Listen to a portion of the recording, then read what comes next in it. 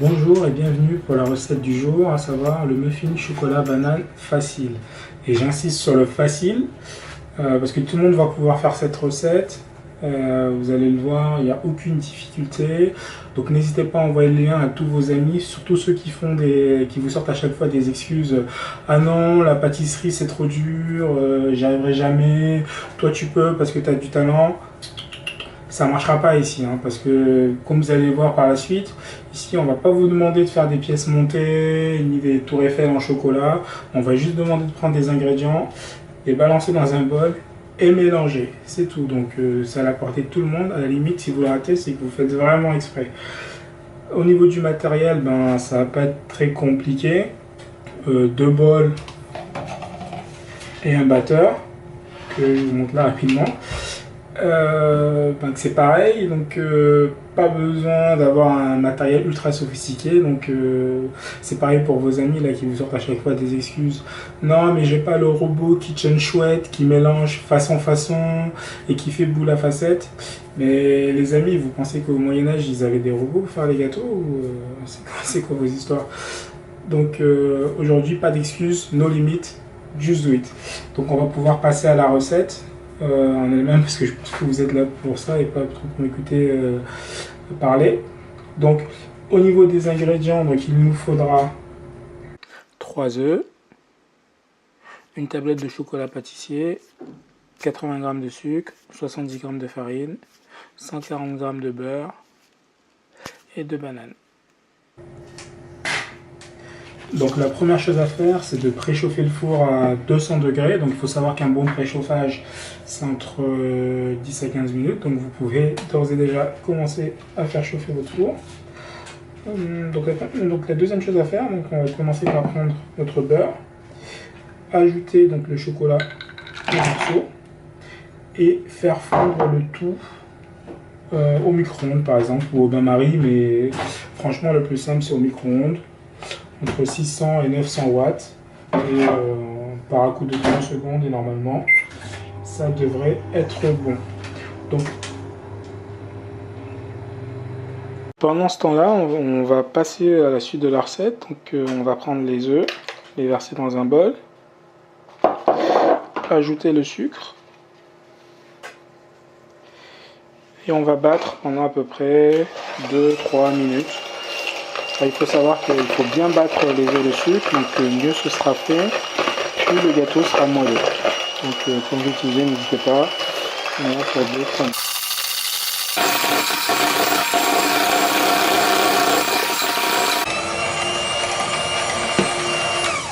Comme vous voyez, les œufs et le sucre sont très bien battus. Donc maintenant on peut récupérer notre mélange beurre-chocolat fondu. Qu'on va verser. Comme je dis, il n'y a rien de difficile. C'est bien ça. Donc comme précédé dans la recette, on a utilisé du chocolat pâtissier. Il ne faut surtout pas utiliser du chocolat de dégustation. La différence c'est que le chocolat de pâtissier en fait il fond beaucoup mieux et beaucoup plus vite. Donc c'est pour ça que c'est ce qui est préconisé pour en faire des gâteaux. Bon, maintenant on mélange.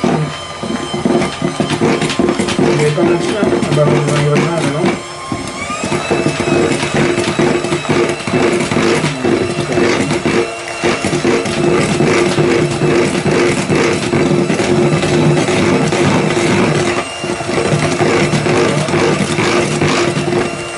Pas la peine de trop insister pour le mélange. Une fois qu'on voit que c'est bien chocolaté, on peut s'arrêter. On va incorporer la farine. Et c'est reparti pour un tour mélange. Pour le moment, voilà ce qui est ici. Donc, tous ceux qui nous regardent là, qui sont logiques quand ils font des gâteaux ou des muffins, franchement là, pour le moment, je vous modifie le gaspillage.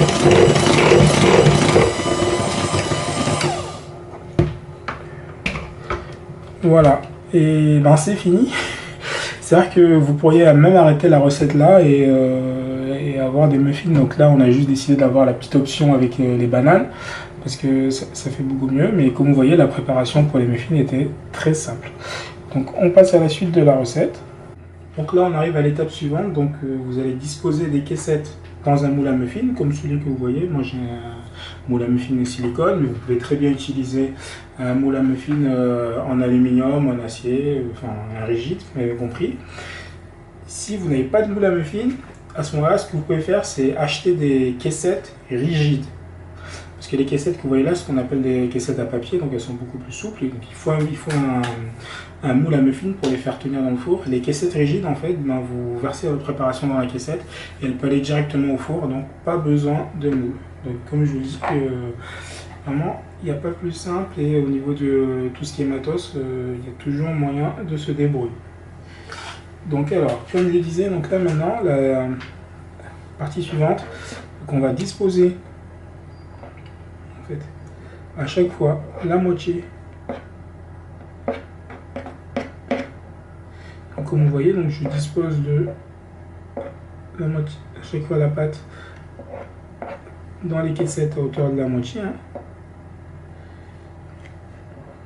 C'est vrai que j'aurais pu utiliser, vous savez, maintenant ils font des sortes de récipients verseurs, ça fait plus joli, ça évite les éclaboussures, mais comme je vous ai dit, hein, on fait avec les moyens du bord et avec des moyens somme toute basiques, ça marchera, il n'y a pas de souci. C'est moins sexy, hein, mais ça marche. Voilà. La moitié. Je vais faire attention parce qu'il faut qu'il me reste quand même de la pâte au couvert.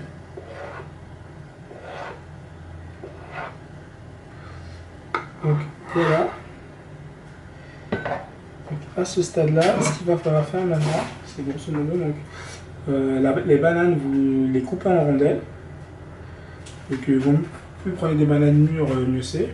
Donc vous allez disposer en fait les rondelles dans les caissettes. Et c'est ce qui va donner ce petit côté fondant à votre muffin. Ça va être super, donc il y aura la couche de chocolat et puis bam, le petit moelleux banane. Donc, comme je disais, vous utilisez les bananes bien mûres si vous avez, hein. Si vous n'avez pas, ben, vous faites avec les bananes que vous avez.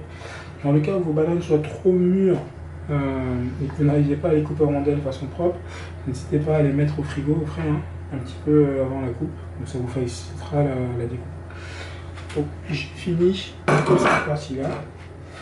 Et donc on passe à la suite, où là, il ne reste plus qu'à recouvrir.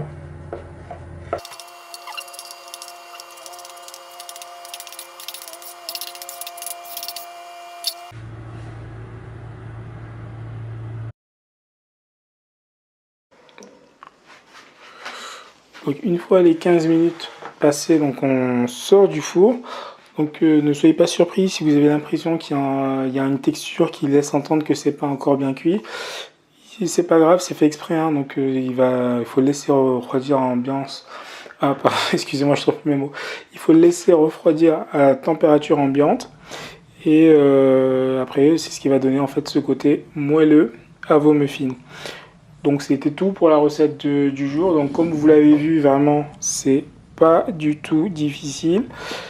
Ce qui est bien avec cette recette, parce que je la fais souvent, c'est qu'on peut la customiser et la personnaliser à souhait. Donc aujourd'hui, j'ai fait une version avec les bananes, mais comme j'ai dit, vous n'êtes pas obligé de mettre les bananes, hein, vous pouvez juste vous contenter de mettre le chocolat. Vous pouvez jouer sur le chocolat utilisé. Au lieu d'utiliser du chocolat pâtissier noir, il faut utiliser du chocolat pâtissier caramélisé ou du chocolat praliné. À la place des bananes, vous pouvez mettre des noix de cajou, des cacahuètes, des amandes, saupoudrer de noix de coco. En fait, ce que j'aime bien avec cette recette, c'est qu'elle est facile et que vous pouvez faire ce que vous voulez et l'adapter à vos goûts.